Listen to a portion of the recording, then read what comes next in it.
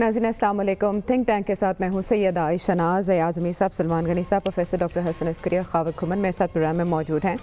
नाज़रीन, ये सब हमारे जहनों में नक्श हो चुका है। अज़बर है कि PTI हुकूमत तब्दीली के नारे के साथ इक़्तिदार में आई और नौ आमूज़ हुकूमत अभी अपने पाँव जमाने की तगदो में थी कि कोरोना वायरस की उफ्ताद आन पड़ी। ऐसे में फिर भी तब्दीली का कुछ ना कुछ फैज़ आवाम तक पहुँचाने के लिए कभी टीम बदली गई, कभी पॉलिसी बदली गई, IG, secretaries, chief secretaries, chairman तब्दील होते रहे। एक बार फिर हम देख रहे हैं कि FBR के चेयरमैन बदल दिए गए हैं। नौशीन जावेद साहिबा, जिनको आए हुए ज़्यादा अरसा नहीं गुजरा था, उनकी जगह जावेद गनी साहब आ गए हैं। चेयरमैन FBR उन्हें तैनात कर दिया गया है क्योंकि रेवेन्यू में इजाफे को नागुज़ीर समझा जा रहा है आने वाले इकनॉमिक चैलेंजेस की वजह से। अयाज साहब, जो नई तब्दीलियां हैं इसकी वजह से टारगेट मिल जाएगा हमें, जो हम चाहते हैं वो हासिल हो सकेगा? पर ये कोई इतनी बड़ी तब्दीली तो नहीं है। FBR एक इदारा है, उसका अगर कोई चेंज होता है सरबराह, मेरे ख्याल कोई इतना ज़मीन को हिला देने वाला ये इक़दाम या फ़ैसला नहीं है कि इस पे कुछ ज़्यादा 2 साल में चौथा चेयरमैन या 5वां चेयरमैन, अयाज साहब, क्या ये भी हिला देने वाली बात नहीं है? हाँ ठीक है, पर वो ये एक इसका गवर्नमेंट, ये ऐसी गवर्नमेंट है जो कम से कम चेंजेस ऐसे लाती रही है और इसको अगर हम कहें कि इनको सही इदराक या समझ नहीं था, वो शायद ज़्यादा सख्त हो बात, लेकिन जो एक क्लैरिटी होती है जहन में, वो तो हम आए रोज़ यहाँ बैठ के यही कहते हैं नहीं है। अब वो कितनी बार इसको दोहराया जाए कि ऐसा है। एक हमें शुक्र करना चाहिए कि कम से कम ऐसी हुकूमत है कि रोज़ाना कुछ ना कुछ कमाल या शायकार हो जाता है कि तबसरे के लिए मौजू मिल जाता है। ये इस गवर्नमेंट का एक मेरे ख्याल ख़ास इसका एक डिस्टिंक्शन है। अब वो क्लैरिटी नहीं है। फाइनेंस मिनिस्टर का आप देखें, फाइनेंस टीम आप देख लें, वो उनके असद उमर जो थे, वो इनके बड़े वो सपूत और स्टॉलवर्ट समझे जाते थे, उनको हटाना पड़ा, बिल्कुल नई टीम आ गई। FBR के वो पहले एक चेयरमैन साहब थे, वो जो बाद में बीमार भी हो गए थे, और ऐसे है कि हादसे पे रोज़ करने, अब वो शब्बीर साहब शायद शब्बर जैदी, उनका नाम भी नहीं याद आ रहा था कि अभी वो कौन से वो साहब थे जो कि जिन्होंने मोज़े लाने थे, और अब ये नए साहब आ गए हैं। तो ये जो हम कह रहे हैं कि हासिल करना चाहते हैं ही नहीं, ये तो दुआ करें कि कोविड और इस जो काबिल टीम है इसके दरमियान कुछ बस गुजारा चल जाए। पूरी दुनिया की इकॉनमी पे, मईशतों पे इतना वो पड़ा है, हमारा भी पड़ा है। तो एक बेचारे जो आ गए FBR के नए चेयरमैन, उनसे अगर हम ये तवक्को रखें कि वो रेवेन्यू आ जाएगी और ये आ जाएगी, मेरे ख्याल है इन तवक्कुआत को अभी तक थोड़ा सा आराम से बैठने देना चाहिए। अच्छा, वैसे सलमान साहब, आपको तब्दीली की वजह बज़ाहिर क्या दिखाई दे रही है? क्योंकि जो इकनॉमिक सर्वे जून में जारी किया गया था उसके मुताबिक तो टैक्स कलेक्शन में 10.8% इजाफा ही हमने देखा कि FBR की कारकर्दगी अच्छी जा रही है क्योंकि रिफॉर्म्स की गई हैं कुछ FBR में जिसका फ़ायदा हो रहा है। लेकिन इससे कुछ लोग किसी और नज़र से देख रहे हैं कि कोई काम सुप्रीम कोर्ट की जानिब से सपोर्ट किया गया। मेरे से पूछना चाहते तो मैं आपका मसला कर देता हूं। बात यह कि हर चीज़ के अंदर से कुछ ना कुछ चीज़ निकालने की कोशिश की जाती है। नौशीन जावेद साहिबा अभी आए हुए 2 माह हुए हैं और आपने दुरुस्त कहा, वो जो फिगर आ रहा है कि उन्होंने किसी हद तक टारगेट अचीव किया है। उन्हें वहाँ से हटा के वो एक खुडे लाइन पोस्ट होती है, वहाँ पर भिजवा दिया गया है। जावेद गनी साहब आए हैं। इस अहम पोस्टिंग को इस तनाज़र में लिया जा रहा है कि चूँकि FBR ने एक अहम रिपोर्ट जो है आने वाले दिनों के अंदर सुप्रीम जुडिशल काउंसिल को भिजवानी है। ये चेमगोइयाँ हो रही हैं, इस बारे में मैं और ज़्यादा कुछ कह नहीं सकता। लेकिन आयशा देखिए, हमें हैसियत मजमूई इस सारी सूरत हाल को लेना चाहिए कि माशी सूरत हाल मुल्कों के अंदर, माशरों के अंदर, ख़ानदानों के अंदर, अदारों के अंदर, अगर आपकी माशी सूरत हाल बेहतर हो तो फिर बहुत सारे मसाइल वैसे ही हल हो जाते हैं। और वो कहा जाता है ना कि जिद्दी कोठी में दाणियों दे कमले भी से आने। और जब आपकी सूरत हाल अबतर हो تو سب کی مت ماری جاتی ہے۔ ہم ہمیشہ سے یہ بات کہتے ہیں کہ چونکہ اس حکومت سے لوگوں کی توقعات بہت زیادہ تھیں یا توقعات قائم کر دی گئی تھیں کہ اگر آپ آج کی لیڈرشپ کے اپوزیشن کے اندر بیانات اٹھا کے دیکھ لیں، اور میں آپ کو یہ پورے کوئی بڑی سنجیدگی سے کہہ رہا ہوں کہ جو لوگ ہمیں بتاتے تھے، جو ایک کیس پیش کرتے تھے عمران خان صاحب کا، وہ یہی تھا کہ ان کے آنے کے بعد گورننس یقینی بنے گی، ان کے آنے کے بعد ریونیو جو ہے وہ بہتر ہوگا، ٹیکسیشن کا عمل جو ہے مؤثر ہوگا، اشیائی ضروریات پہ کنٹرول ہوگا، اور خود خان صاحب یہ کہتے تھے کہ جو پیٹرولیم کی قیمتوں میں اضافہ جو ہوتا ہے، جب اضافہ ہو تو آپ سمجھ لیں کہ حکومتیں چور ہیں۔ دیکھیں یہ وہ توقعات تھی جس کی وجہ سے لوگوں کے اندر ایک کشش تھی کہ ایک تیسری پارٹی کا تجربہ ہونا چاہیے تاکہ پتہ چلے کہ وہ ماضی کی جو دو حکومتیں تھیں ان کے مقابلے پہ یہ حکومت زیادہ مؤثر انداز میں ڈیلیور کر پائے گی۔ اب اس پہ تو کوئی دو رائے نہیں کہ ان کی تیاری نہیں تھی، اور پھر جنہوں نے جس لیڈرشپ کا انتخاب کیا، خاص طور پہ معیشت کے محاذ پہ اسد عمر صاحب کو وزیر خزانہ بنایا گیا۔ اسد عمر صاحب کا آج ہی میں ایک نیٹ پہ بیان دیکھ رہا تھا کہ اگر میں 1 سال کے اندر کوئی بڑی تبدیلی نہ لا سکا تو میں گھر چلا جاؤں گا، میں نے نہیں پھر یہاں رہنا۔ لیکن یہ وہ ساری چیزیں تھیں جس کی وجہ سے توقعات قائم ہوئے۔ بہت سارے ایسے عوامل ہوں گے جس کی وجہ سے وہ ڈیلیور نہیں بھی کر پائے، لیکن رخ درست ہونا چاہیے تاکہ لوگوں کو یہ پتہ ہو کہ چلیں، آپ کو یاد ہوگا کہ کہا گیا کہ 100 دن آپ نے نہیں بولنا، 100 دن کے اندر آپ انتظار کریں، پھر کہا گیا کہ 6 ماہ آپ اور دیں، پھر 1 سال گزر گیا، اب 2 سال ہونے کو آئے ہیں۔ آپ نے تو کہا کہ کرونا تو اب آیا ہے، 3 ماہ گئے پہلے، پچھلے پونے 2 سال کے اندر تو ان کی حکومت تھی، اور آپ دیکھیں کہ آپ کی شرح پیداوار وہ جو ہے وہ ساری وہ تو زمین بوس ہو گئی ہے۔ اس ساری کیفیت میں سے بنیادی سوال یہ ہے کہ اب وہ معیشت کی بحالی کے حوالے سے کوئی پیش رفت ہو پائے گی؟ میں سمجھتا ہوں کہ غلطیاں ہوتی ہیں، ہم سے اپنی لائف کے اندر غلطیاں ہوتی ہیں، تو کم از کم آپ نظر ثانی ضرور کریں۔ میں سمجھتا ہوں کہ بنیادی غلطی یہ ہوئی کہ آپ نے معاشی ٹیم کا انتخاب ان کا کیا جو آپ کو جواب دہ نہیں تھے۔ وہ جواب دیتے اپنے اداروں کو جہاں سے وہ آئے ہوتے ہیں۔ دیکھیں میں جس ادارے میں بیٹھا ہوں، میں اپنا پہلے مفاد اپنے ادارے کا دیکھوں گا، میں یہاں جواب دوں۔ وہ جن اداروں سے آئے تھے وہ وہاں تو جواب دہ تھے، لیکن پاکستان کے عوام کو جواب دہ نہیں تھے، اور حکمران اچھا وہی ہوتا ہے جس کی نظر عوام کی حالت زار پہ ہو، ان کا ہاتھ لوگوں کی نبض پہ ہو۔ دیکھیں میں نے کل بھی کہا تھا، اور یہ ہم کوئی خوشی سے نہیں کہتے، یہ ہم جو پریشان کن صورتحال ہے کہ اس حکومت سے جو توقعات تھی وہ پوری نہیں ہوئی، اور اب یہ تاثر عام ہو گیا ہے کہ یہ ایک ناکام حکومت ہے۔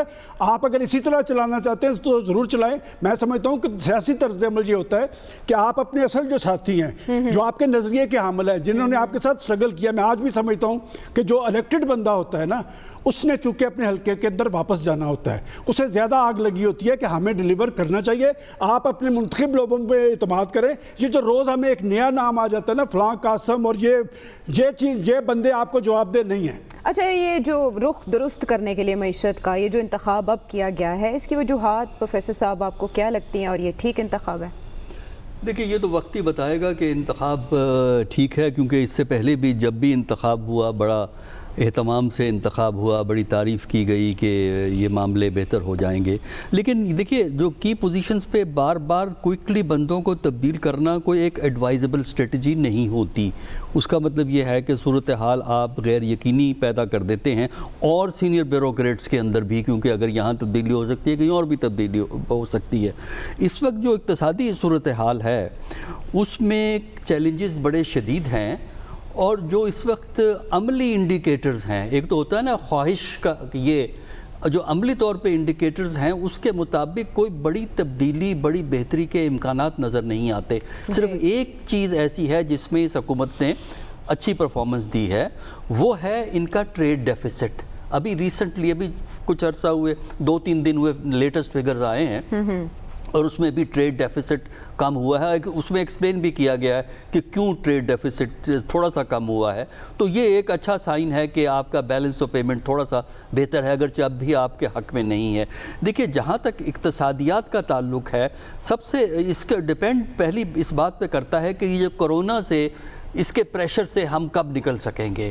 فرض کیجئے اگر ہم نکل جاتے ہیں اکتوبر تک، یہ کم ہو جاتا ہے، مینیجبل ہو جاتا ہے، کنٹرول میں آ جاتا ہے، تب تو یہ ممکن ہے کہ ہم جو اس بجٹ کے ٹارگٹ ہم نے سیٹ کیے ہیں ہمارے پارلیمنٹ کے اندر، وہ ٹارگٹ اچیو ہو جائیں شاید کچھ میں ہم آگے نکل جائیں. لیکن اگر یہ معاملہ سیٹل نہیں ہوتا اور یہ معاملہ آپ پہ ایک پریشر رکھتا ہے، آپ کی اکنامک ایکٹیویٹی بحال نہیں ہوتی، جو اس وقت فل اکنامک ایکٹیویٹی پاکستان میں بحال نہیں، آپ انٹرنیشنل ٹریڈ کو دیکھ لیں، آپ ڈومیسٹک اکنامک ایکٹیویٹی کو دیکھ لیں، انڈسٹریل پرفارمنس کو آپ دیکھ لیں، اور جو بزنس ہے، کمرشل ایکٹیویٹی ہے، اس کو دیکھ لیں، وہ پوری طرح بحال نہیں. اگر یہ بحال نہیں ہوتی تو اس کا مطلب یہ ہے کہ پھر آپ کی اکانومی کے پرابلم ہوں گے. دوسرا جو آپ کا ایک شدید مسئلہ اور شدید ہوگا، اور یہ اس کرونا کی وجہ سے زیادہ ہے، وہ یہ ہے کہ آپ کے ہاں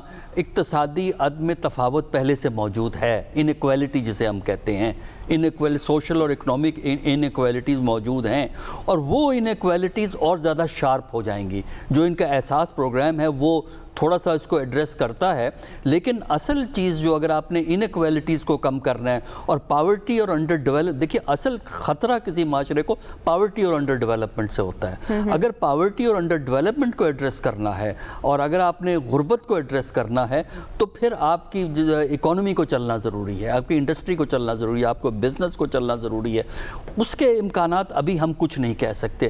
اس کی وجہ سے جو پاکستان میں ان ایکویلٹی ہے، ان ایکویلٹی بڑھے گی اور پاورٹی بڑھے گی. اس کی وجہ سے اس کے سوشل اور اکنامک کانسیکوینسز یہ ہوں گے کہ اپوزیشن کو ایشوز کھڑے کرنے کے بڑے سنہرے موقع حاصل رہیں گے. وہ کامیاب ہوں یا نہ ہوں وہ ایک دوسری ڈیبیٹ ہے، لیکن ان کے خلاف ایشوز کھڑے ہوتے رہیں گے. بالکل ٹھیک ہے. اچھا، اکانومی اور انڈسٹری کی بات پروفیسر صاحب کر رہے ہیں. خاور، آج آپ نے NCOC کی وہ میٹنگ جس میں وزیر اعظم کو بریف کیا گیا، آپ نے وہ اٹینڈ کیا ہے، اس کے بارے میں بھی تو آپ ہمیں بتائیں گے، لیکن اس تبدیلی کا بھی خصوصاً ذکر کیجیے گا. اسلام آباد میں ہیں آپ کو خبر ہوگی، اس کی ضرورت کیوں محسوس کی گئی، ایسے شک کی نگاہ سے کیوں دیکھا جا رہا ہے؟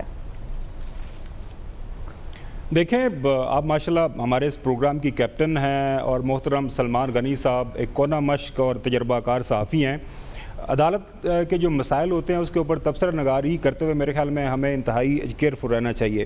ایک سپریم کورٹ کا کلیئر کٹ آرڈر ہے، سرٹن سیٹ آف انسٹرکشنز کی گئی ہیں، سرٹن سیٹ آف انسٹرکشنز کی گئی ہیں. FBI کو کچھ کہا گیا ہے کہ یہ کریں، اور یہ ایسا نہیں ہے کہ FBI اپنی طرف سے ایک طوطا مینہ کہانی لکھ کے بھجوا دے گا سپریم جوڈیشل کونسل کو، جو کہ 5 پاکستان کے سینئر ترین ججز پہ جس کا انحصار ہے، اور ان کی بات مان کے اس کے اوپر فیصلہ کریں گے. ایک پراپر طریقہ کار ہے، اور میرے خیال میں جو سوشل میڈیا کے اوپر آپ کو نظر آ رہی ہیں چیزیں، کم از کم مجھے تو اس میں کوئی صداقت نہیں ہے، تو اس حوالے سے تو یہ ہے میرے پاس. باقی نوشین صاحبہ جب آئی تھی اسی وقت بھی یہ کہا گیا تھا یہ کوئی 3 مہینے کے لیے آئی ہیں، اور اس کے بعد ان کو تبدیل کر دیا جائے گا، انہوں نے شاید ریٹائر بھی ہو جانا ہے مستقبل قریب کے اندر. اور یہ جو موجودہ آئے ہیں چیئرمین صاحب، اطلاعات یہی ہے کہ یہ بھی کوئی پرماننٹ نہیں آئے، کسی اور بندے کو ڈھونڈا جا رہا ہے، اور شاید آنے والے دنوں کے اندر ہمیں کوئی نئے چیئرمین FBI مل جائیں. اب صورتحال یہ ہے کہ اس میں کوئی دو رائے نہیں ہے کہ پرائم منسٹر عمران خان پچھلے 23 مہینوں کے دوران اپنی ایک جو اچھی ٹیم ہے بنانے میں ناکام رہے ہیں. جس طرح یاس صاحب نے کہا، ان کے جو سب سے پوسٹر بوائے تھے اسد عمر صاحب کو ان کو چینج کرنا پڑا، اس کے بعد وزیر ہیلتھ کو ان کو چینج کرنا پڑا، اس کے بعد باقی آپ نے دیکھا پیٹرولیم منسٹر سرور خان صاحب تھے، اب ہوا بازی میں آئے، ہوا بازی میں آ کے جو ہوا بازیاں انہوں نے دکھائیں وہ بھی آپ کے سامنے ہیں. تو تبدیلیاں تو ہو رہی ہیں، کی جا رہی ہیں. وہ جو انگریزی میں کہتے ہیں ٹرائل اینڈ ایرر ابھی تک چل رہا ہے، جو کہ موجودہ حکومت کے اوپر اگر کسی کو کہیں تبصرہ کرنے کے لیے تو مناسب تبصرہ آپ نہیں کر سکتے. اب وجہ یہ ہے کہ اس کے پیچھے عائشہ کہ اب دیکھتے ہیں کہ جب ہم پاکستان نون لیگ یا پیپلز پارٹی کی بات کرتے ہیں 90 سے آنورڈ بھی اگر دیکھ لیں تو ان کے لیڈران کے پاس کچھ تجربہ تھا. وہ بیچ میں وہ میوزیکل چیئر چلتے رہے، لیکن جب وہ آتے تھے اچھا یا برا جو بھی انہوں نے کرنا تھا ان کے پاس ایک ٹیم ہوا کرتی تھی، کچھ ایکسپیرینس تھا گورنمنٹ کا، وہ پھر اسی طریقے سے وہ گورنمنٹ کرتے تھے. ٹھیک. ایک پرائم منسٹر جس نے پوری زندگی جس طرح یا صاحب کہتے ہیں کرکٹ کھیلی، باقی دوسرے کاموں کے اندر مصروف رہا، پرائم منسٹر بننے کی خواہش تھی، بن گئے کسی وجہ سے. اب یہ ہے کہ ان کے پاس کوئی پبلک سیکٹر کا ایکسپیرینس نہیں ہے، کوئی گورنمنٹ انہوں نے نہیں رن کی ہوئی، تو بظاہر تو یہ مسائل نظر آ رہے ہیں. لیکن دیکھیں کسی بھی گورنمنٹ کا جو ہے ایونچولی اس کا پاس ہونا یا فیل ہونا اس کی جو معیشت کے اوپر اثرات وہ چھوڑ کے جاتے ہیں وہی ہوتا ہے. کل سلمان غنی صاحب نے بڑی اچھی بات کی کہ 2008 سے 2013 تک پاکستان پیپلز پارٹی فیل ہو گئی تو پاکستان مسلم لیگ نون آ گئی. اس کے بعد پھر سلمان غنی صاحب بات کرتے رک گئے. 2013 سے لے کے 2018 تک جو حکومت جو خزانہ چھوڑ کے گئی 24 ارب جو ڈالر کی ایک ٹریڈ تھا جو پیپلز پارٹی کا اس کو بھی وہ منفی کر گئے. باقی پاکستان اسٹیل مل پی آئی اے کے جو حالات تھے وہ بھی سب کے سامنے. موجودہ حکومت کا سب سے اہم چیلنج ایک ہی ہے, وہ ہے معیشت. معیشت کے حوالے سے ابھی جو ٹیم ہے وہ بالکل ایاز صاحب نے صحیح فرمایا کہ اس میں ہمیں کوئی ابھی ربط نظر نہیں آ رہا. ابھی یہ جو لے کے آئے ہیں صاحب یا باقی جو ان کے ساتھ لوگ کام کر رہے ہیں اب دیکھتے ہیں وہ کس طرف ہمیں لے کے جاتے ہیں.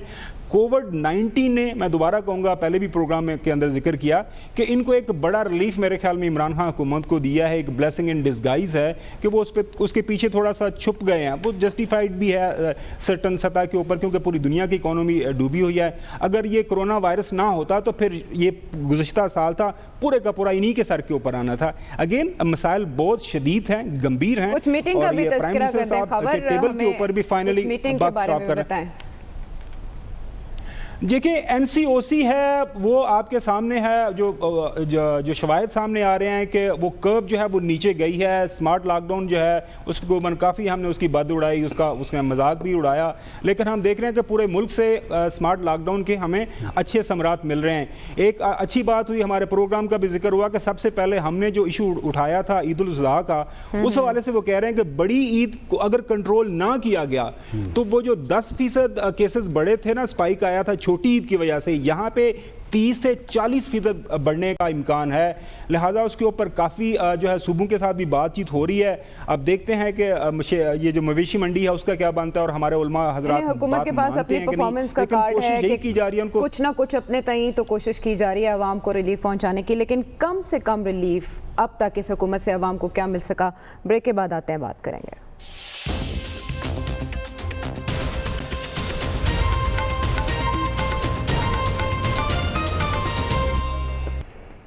ویلکم بیک ٹو دی شو. ناظرین, بار بار یہ کہا جاتا ہے اپوزیشن کی جانب سے کہ جو معاشی استحکام ہے وہ سیاسی استحکام سے جڑا ہے. ایسے میں جب اپوزیشن کی جانب سے حکومت کو تنقید کا نشانہ بنایا جاتا ہے اور -1 کا فارمولہ بھی سامنے آتا ہے, تو ہم نے شیخ رشید صاحب کا آج کا بیان سنا.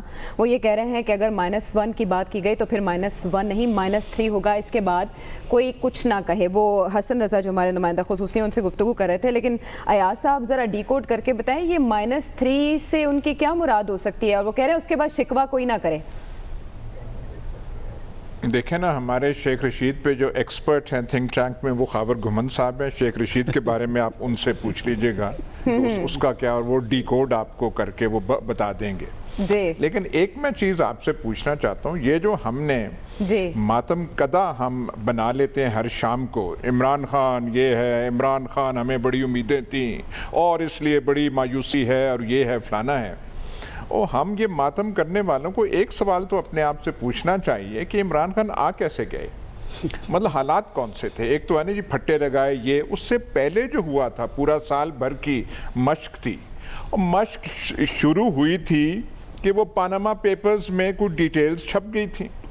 اب جو پاناما پیپرز کا وہ سارا تھا وہ اپارا کی کسی دکان سے تو وہ جاری ہوا نہیں تھا, وہ پتہ نہیں کون سے وکیلوں کا دفتر تھا ورجن آئلینڈز میں, وہاں سے ہوا تھا.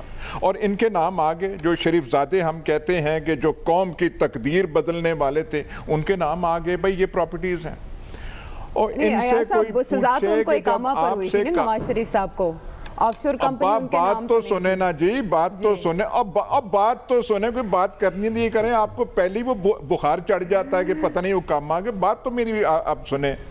جب ان سے پوچھا گیا تھا, سوال ان سے پوچھا گیا تھا, اقامہ تو بعد میں ملا کہ یہ 4 فلیٹس کی آپ ڈیٹیل بتا دیں. اور یہ جو سارے ہمدردان نون لیگ ہیں, جو نون لیگ کے لیے خون کے آنسو روزانہ بہاتے ہیں, جو نون لیگ کے دانشوران کرام ہیں, وہ کم از کم کوئی کہانیاں بنا کے ان کو دے دیتے, یار یہ کہانیاں بیان کر دیں. آپ آج بھی وہ ٹی وی والا وہ دیکھ لیں, جب وہ پرفارمنس نیشنل اسمبلی میں سپیچ تھی, جناب والا یہ ہیں وہ ڈیٹیلز کر کے. اور آپ کو جو آج آپ کو اقامہ یاد آ رہا ہے، اقامہ سے پہلے وہ قطری خط آپ کو یاد ہے اس میں کیا لکھا ہوا تھا؟ بہت اچھی طرح یاد ہے۔ قطر کے کون سے اونٹ تھے، وہ جو قطر کے جو اونٹ تھے وہ لا کے پاکستان میں رکھ دیے جائیں، ان کے لیے خاص استبل بنا دیا جائے، جس سے سارا پیسہ وہاں سے سعودی عرب گیا تھا اور لندن گیا تھا اور پھر پتہ نہیں براستہ سمندروں سے وہ گیا تھا۔ کیا ہے کچھ نہیں، حالات آپ نے کیے وہاں کوئی پلاننگ پیناما پیپرز کے وقت، اور یہ میں بالکل ایمفسائز کر کے کہتا ہوں، اس وقت کوئی پلاننگ نہیں ہوئی تھی کہ جے آئی ٹی بنے گی، یہ ہوگا، یہ گواہان ہوں گے اور اس کو نکالنا۔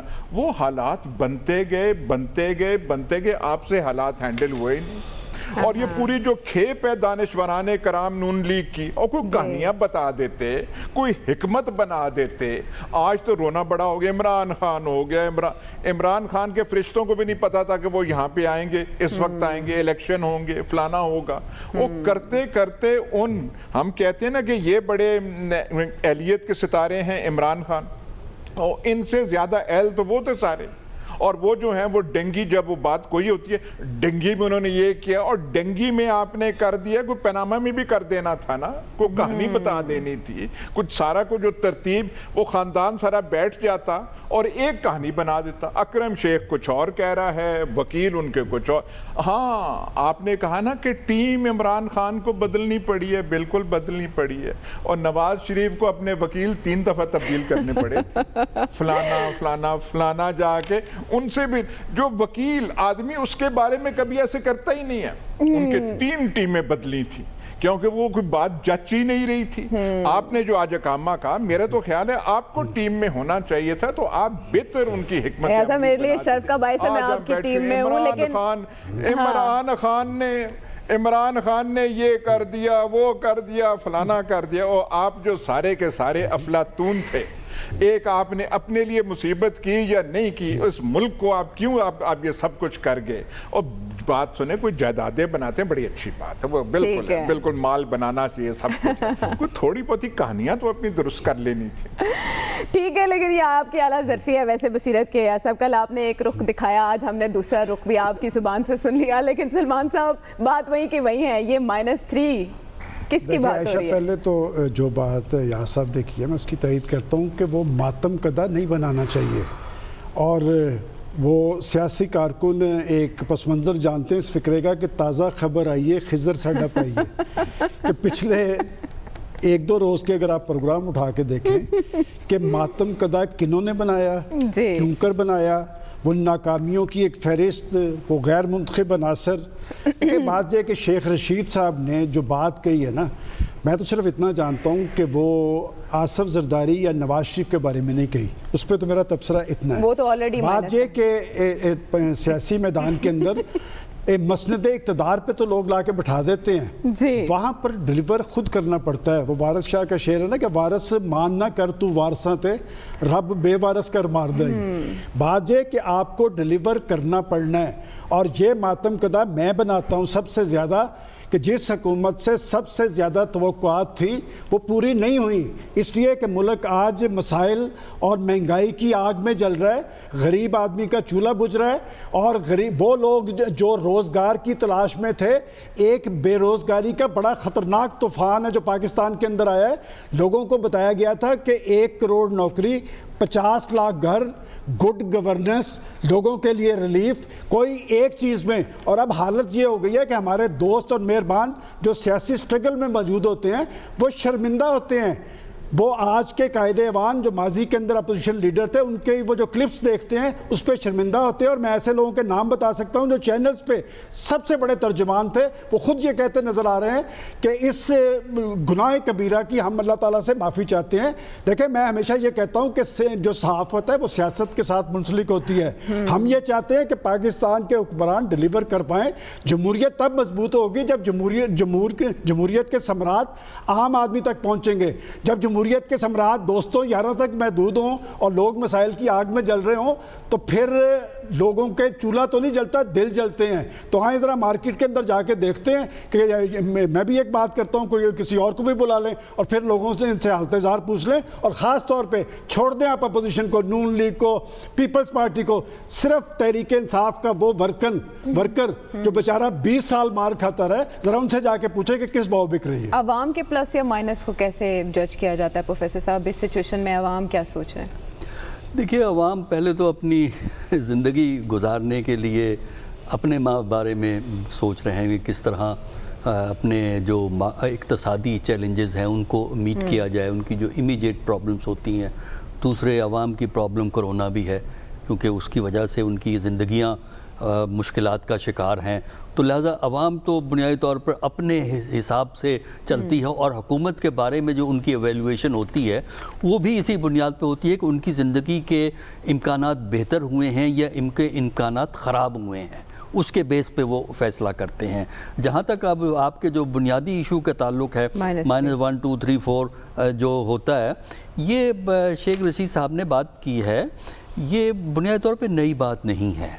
इसलिए कि पाकिस्तान में जब भी 1988 से जब भी -1 आया, उसके साथ फिर कब -2 भी आया। उस ज़माने में 2 बड़ी पार्टियां हुआ करती थी, तो लिहाजा -2 का आता था कि दोनों ही जाएंगे। उसका बुनियादी फ़लसफ़ा ये है कि अगर politicians free for all politics लड़ेंगे कि दूसरे को हमने जीने नहीं देना, गवर्नमेंट अपोजिशन को जीने नहीं देगी, अपोजिशन गवर्नमेंट को जीने नहीं देगी, तो फिर फ़ायदा किसी और को होगा। लेकिन अभी तो पार्टी मैदान में एक ही है प्रोफेसर साहब, पीटीआई। पार्टियां 3 हैं इस वक्त मैदान में इस वक्त 3 पार्टियां हैं। और जो ये बात कही जा रही है कि -1, 2, 3 होगा, तो इसका मतलब ये है कि बाकियों की भी फरागत हो सकती है। तो लिहाजा देखिए, जमहूरियत में रेस्ट्रेंट की ज़रूरत होती है, जमहूरियत में मॉडरेशन की ज़रूरत होती है। अगर हम इन मॉडरेशन और रेस्ट्रेंट को भूल जाएंगे, और जो आपकी पॉलिटिकल क्लास, देखिए जमहूरियत में कामयाब होना है, उसको वो डिपेंड करता है आपकी पॉलिटिकल क्लास के बिहेवियर। पॉलिटिकल क्लास से हमारी मुराद होती है जो अहम पॉलिटिकल लीडर्स होते हैं मुख्तलिफ पार्टियों के, उनका बिहेवियर क्या है, पॉलिटिकल क्लास किस तरह सियासत को चलाती है। तो उसकी वजह से उन्होंने ये बात की। तो माजी में भी ये बातें होती रही हैं, -1 होगा, 2 होगा। जब ये पीपल पार्टी की हुकूमत थी 2008 से 2013, वहाँ -3 की भी बात होती। तो -3 के बाद क्या होगा? -3 के बाद जिसकी बात नहीं, देखिए वो उसको आप उसको ये भी फिक्र ना करें, ना -1 होगा, ना -2 होगा, ना -3 होगा इस स्टेज के। अभी जो है आपको ये सिचुएशन नहीं आई है, और इसमें सिर्फ यही है कि इमरान साहब के लिए एक अपॉर्चुनिटी है कि वो थोड़ा सा अपनी जो गवर्नेंस को बेहतर कर दें, तो मामलात बेहतर हो सकते हैं। तो इसलिए पॉलिटिशियंस को अगर माइनस करना है, तो ये क्यों उम्मीद करते हैं कि कोई और आके निकालेगा? भाई आप खुद निकालें। देखिए ना, आपके पास रास्ते मौजूद हैं, सियासी रास्ते मौजूद हैं। आप क्यों सियासी रास्तों को छोड़कर आप गैर सियासी नॉन पार्लियामेंट्री वेज का सोचना शुरू कर देते हैं? पार्लियामेंट के लोगों को नॉन पार्लियामेंट्री नहीं सोचना चाहिए। पार्लियामेंट को, पार्लियामेंटेरियन लोगों को पार्लियामेंट के अंदर रह के सोचना, तब्दीली की बुनियाद बनानी चाहिए। सोच की बात कर रहे हैं ख्वाजा शेख रशीद साहब, आप उनके बारे में बात नहीं करते, लेकिन आज आपको बताना पड़ेगा, वो अपोजिशन को नालायक भी कह रहे हैं, फिर -3 भी कह रहे हैं। देखें, ये जो अयाज साहब ने वो ये शेख रशीद को डीकोड करने की जो भारी जिम्मेदारी मेरे नातमा कंधों पे डाल दी है, जो मुझे समझ आई है, मैं तो अपने उस्ताद मोहतरम डॉक्टर साहब के साथ जाऊंगा। -3 वाली जो बात है, मैंने गुज़श्ता रोज़ भी की थी कि हमारे सियासतदानों को ये बात समझ आनी चाहिए कि एज़ लॉन्ग एज़ ये एक दूसरे के कपड़े उतारते रहेंगे, टांगे खींचते रहेंगे, तो फिर यही होगा। -3 यही है ना, एक तरफ जरदारी साहब हैं, एक तरफ इमरान खान साहब हैं, तीसरी तरफ हमारे मोहतरम सलमान गनी साहब के दोस्त जो हैं शहबाज शरीफ साहब है, नवाज शरीफ साहब बैरून मुल्क हैं, शहबाज शरीफ साहब करंटीना में हैं, जरदारी साहब बीमार हैं, अलील हैं, कोई एक्टिव पॉलिटिक्स उस तरह से नहीं है। वैसे कमाल करती हैं پاکستان کا ایک بڑا صوبہ, سب سے بڑے صوبے سے نیکسٹ بڑا صوبہ سندھ کے اندر ان کی حکومت ہے, اور ان کو 18ویں ترمیم کے تحت ان کو وہاں پہ اچھا خاصا پیسہ ملتا ہے فیڈرل گورنمنٹ سے. اس کے بعد اس ملک کے اندر ایک اپوزیشن لیڈر کی سیٹ ہوتی ہے وفاق کے اندر, وہاں پہ محترم شہباز شریف صاحب بیٹھے ہیں. پنجاب کے اندر جو ایک بڑا صوبہ ہے وہاں پہ بھی ایک اپوزیشن کی سیٹ ہے, وہاں پہ بھی پاکستان مسلم لیگ نون کا قبضہ ہے. تو ایک اچھا خاصا کردار ہے پاکستانی سسٹم کے اندر. ہمارے ساتھ مسئلہ یہ ہے بیسیکلی, جو اکثر ہمارے میڈیا کے دوستوں کو یہ غلط فہمی شاید ہو جاتی ہے, جس کا ذکر کیا سلمان غنی صاحب نے, کہ ہم بیٹھ کے حکومتیں بنا بھی سکتے ہیں, گرا بھی سکتے ہیں. اور خدا را مجھے نہیں سمجھ آئی کم از کم اپنے پچھلے 20-22 سالہ جو کیریئر کے اندر, کہ ایک جرنلسٹ میں اتنی پاور ہوتی ہے کہ وہ کسی کے حوالے سے وہ گورنمنٹ بنا دیتا ہے, گورنمنٹ گرا دیتا ہے. دیکھیں سیدھی سی بات ہے, پرائم منسٹر عمران خان اسی سسٹم سے جو بن کے آیا, نکل کے آیا, پرائم منسٹر بنا, اس سسٹم کے اندر کمیاں, کوتاہیاں, خرابیاں ہیں. 1000 دفعہ اس کے اوپر ہم بحث کر چکے ہوئے ہیں کہ ہر الیکشن کے اندر ڈیفرنٹ حالات و واقعات ہوتے رہے ہیں, اور اس کے بعد چیزیں ہوتی رہی ہیں, اس میں کوئی دو رائے نہیں ہے.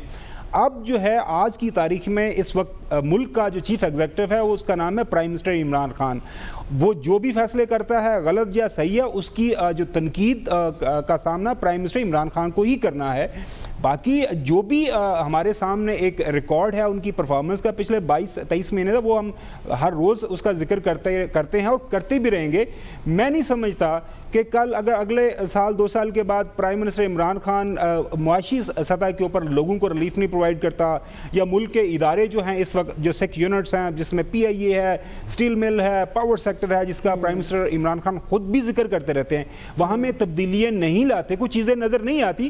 تو عمران خان کو ٹھیکہ تو نہیں دے دیا پاکستان نے, یہ پاکستان کے عوام نے, کہ آپ نے رہنا ہے. اگر وہ پرفارم کریں گے تو لوگوں کے پاس دوبارہ چلے جائیں گے. ایک بات میں آپ کو بتا دوں, جتنا مرضی جو ہے پیچھے سے زور لگے, پھٹے لگیں, لیکن اگر کوئی بندے لوگوں کے اندر ایکسیپٹنس نہ ہو تو پھر بڑا مشکل ہوتا ہے. 2002 کے الیکشن کی مثال دیتا ہوں, سوری ٹائم زیادہ لے رہا ہوں.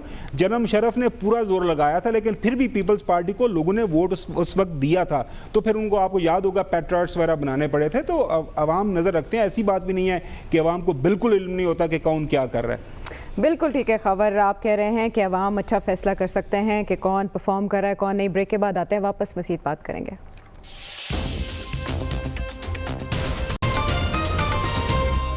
ویلکم بیک ٹو دی شو. مختصر وقت تو اس میں ایسا آپ سے یہ جاننے کی کوشش کریں گے جو پرفارمنس میں خلل کے مختلف اسباب ہو سکتے ہیں, لیکن شیخ رشید صاحب نے کہا کہ جو پیٹرول کی قیمت تھی وہ ایک سازش کے تحت بڑھائی گئی. سازش کون کر سکتا ہے؟ عدوی اپوزیشن تو اس پوزیشن میں نہیں ہے. دیکھیے میں پھر سے کامنٹ شیخ صاحب پہ کامنٹ میں اس لائق نہیں ہوں کہ میں ان کی باتوں پہ کامنٹ کروں, لیکن آپ کی ایک بات پہ کامنٹ کرنا چاہوں گا مختصر, میں زیادہ ٹائم نہیں لوں گا. آپ نے کہا کہ وہ تو اقامہ پہ ہوا تھا. آپ اقامہ کے آپ ایسے بات کر رہی ہیں جیسے پتہ نہیں وہ کسی وہ مدرسے کا بڑا کوئی وہ سرٹیفکیٹ ہو. اقامہ ہوتا کیا ہے؟ Work permit. جی, ابراڈ ورک پرمٹ ایک کسی ملک کا وزیر اعظم ہو, پاکستان کو چھوڑیے, اور وہ کسی اور ملک کا ورک پرمٹ اپنی جیب میں چھپائے پھرتا ہے, اس سے زیادہ کوئی باعث شرم بات ہو سکتی ہے؟ اور یہ پھر عام ملک نہیں ہے. ہم تو کہتے ہیں اللہ کی خاص مہربانی ہے, ایٹمی طاقت ہے, واحد ایٹمی طاقت اسلام, اس کا پرائم منسٹر ورک پرمٹ ایک کسی اور کمپنی کا جو ایک اور ملک کا وہ جیب میں رکھ رہا ہے. ہمارا ڈیفنس منسٹر خواجہ آصف, اس نے اقامہ رکھا ہوا ہے. 1-2 اور ان کے تھے. مطلب یہ کوئی مذاق ہے.